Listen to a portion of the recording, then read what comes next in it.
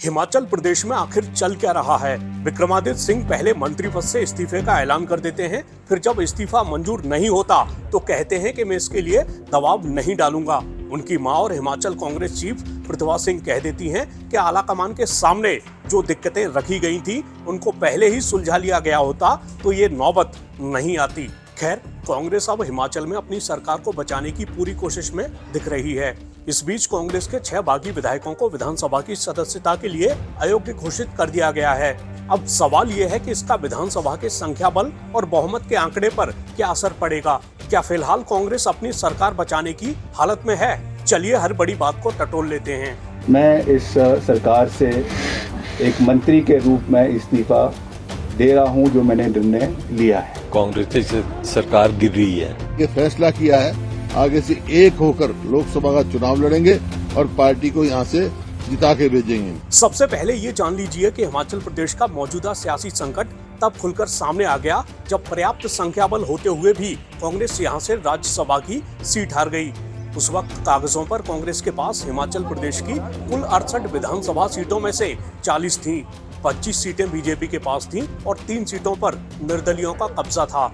मगर जब राज्यसभा का चुनाव हुआ जिसमें विधायक वोट करते हैं तो इस चुनाव में बीजेपी उम्मीदवार हर्ष महाजन ने कांग्रेस नेता अभिषेक मनु सिंघवी को हरा दिया।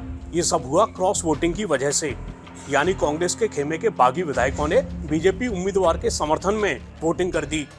जब भी कोई पार्टी 25 और 43 के आंकड़े या इक्वेशन में 25 वाली पार्टी 43 वाले के विरुद्ध उम्मीदवार खड़ा करती है तो उसका सिर्फ एक और एक ही संदेश हो सकता है। और मैं हर्ष महाजन जी की बात नहीं कर रहा हूं, मैं इस चुनाव की बात नहीं कर रहा हूं, मैं एक सिद्धांत की बात कर रहा हूं। वो संदेश है कि हम बेशर्मी से वो करेंगे जो कानून में अनुमति जिसकी नहीं है। कांग्रेस और बीजेपी दोनों के उम्मीदवारों को 34-34 वोट मिले। हालांकि ड्रॉ के जरिए रिजल्ट घोषित हुआ जिसमें बीजेपी उम्मीदवार की जीत हो गई। इतना ही नहीं, कांग्रेस को अगला झटका तब लगा जब 28 फरवरी को पार्टी नेता विक्रमादित्य सिंह ने मंत्री पद से अपने इस्तीफे का ऐलान कर दिया। मैं इस सरकार से एक मंत्री के रूप में इस्तीफा दे रहा हूं, जो मैंने निर्णय लिया है। इसके बाद बीजेपी दावा करने लगी कि अब राज्य में कांग्रेस की सरकार गिरने वाली है। कांग्रेस से सरकार गिर रही है। कांग्रेस यहाँ से डिसमेंटल हो चुकी है। अब ये जो भी कोशिश करेंगे वो नाकामयाब होगा। अब यहाँ भारतीय जनता पार्टी की सरकार बनी। इस दौरान वो राज्यसभा चुनाव के दौरान सामने आए संख्या बल की बात करने लगी, जिसके मुताबिक कांग्रेस को तब 34 विधायकों का ही समर्थन मिला, जबकि 68 सदस्यीय विधानसभा में बहुमत का आंकड़ा 35 का था। इतना सब होने के बाद कांग्रेस आलाकमान एक्टिव हुआ। उसने हालात संभालने के लिए आनन फानन में ऑब्जर्वर्स को हिमाचल भेजा। उधर राज्य सरकार के सामने बजट पास कराने की भी बड़ी चुनौती थी। खैर, इस बीच बीजेपी के 15 विधायकों को सस्पेंड कर दिया गया। इसके पीछे ये दलील दी गई। अंदर इस तरह का वातावरण था कि वो चाहते थे कि कोई ऐसी अप्रिय घटना हो, और they were trying to create a atmosphere कि मैं कहीं छोटा गुस्सा करूं और कुछ ऐसी हरकत करूं जिससे वो जो है दे कुड अटैक मी।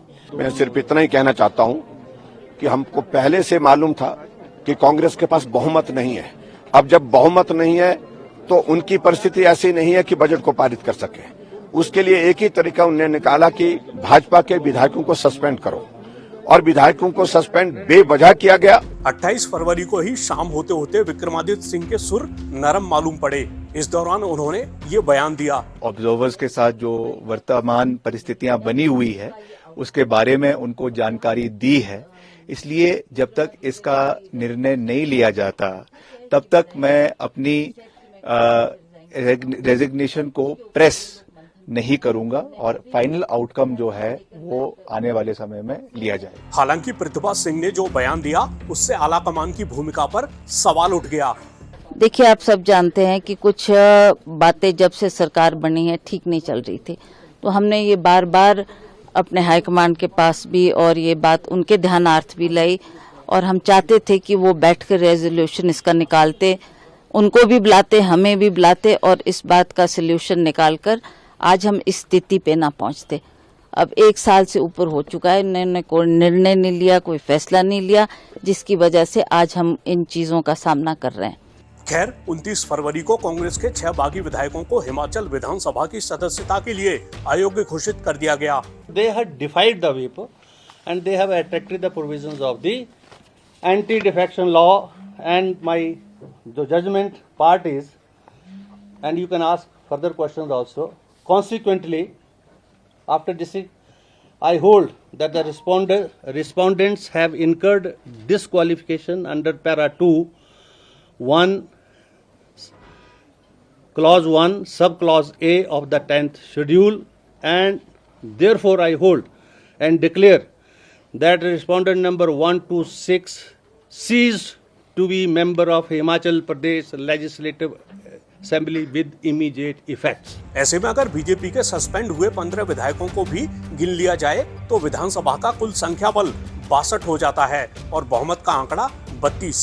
6 विधायक कम होने से कांग्रेस का संख्या बल हो जाता है 34। अब ये वो आंकड़े हैं जो कागजों पर दिख रहे हैं। ये आंकड़े जैसे दिख रहे हैं वैसे ही रहे तो कांग्रेस की सरकार बच जाएगी, मगर कांग्रेस में और बगावत हुई तो उसकी मुश्किलें बढ़ जाएंगी। जो राज्यसभा का चुनाव हुआ, पार्टी को बड़ा अफसोस है कि हमने एक बहुत सीट थी जो हमारी मानी जा रही थी पक्की, वो खोई। किन कारणों से खोई है वो सबको मालूम है और उनकी चर्चा भी हुई है। और इसके बाद आज हमने सबसे चीफ मिनिस्टर से भी, पीसीसी प्रेसिडेंट से भी, सारे विधायकों से भी अलग अलग बात करी है और एक सहमति बनी है सब में जो छोटे मोटे मतभेद थे वो दूर किए गए हैं, इन्होंने आपस में दूर कर लिए हैं और ये फैसला किया है आगे से एक होकर लोकसभा का चुनाव लड़ेंगे और पार्टी को यहां से जिता के भेजेंगे। इन बातों के साथ साथ ये भी हुआ है कि कोऑर्डिनेशन कमेटी बनाई जाएगी 6 मेंबरों की, उसमें PCC president, chief minister, deputy chief minister व अन्य मेंबरों को जो है दिल्ली से जो अनाउंस किया जाएगा। ये आज फैसला हुआ है, हमने यहाँ पर इस बात का लिए फैसला किया। मुख्य तौर पे यही बातें आपने जो इश्यूज रेज किए थे कई सारे पार्टी हाईकमान के सामने, वो इश्यूज से एड्रेस हो गए हैं? वो मैंने इनसे बात की है कि वो ये आप बार बार प्रश्न पूछते हैं। हम चाहते हैं कि तालमेल बनाने की बात जो मैंने कही थी कि संगठन में और सरकार में एक तालमेल होना चाहिए, जिसके लिए अभी आपको हुडा जी ने बताया कि हमने एक कोऑर्डिनेशन कमेटी बनाई है, उसमें सीनियर लोग होंगे और जो भी हम आपस में तालमेल बनाने का प्रयास करेंगे ताकि हम उन इश्यूज को एड्रेस करें।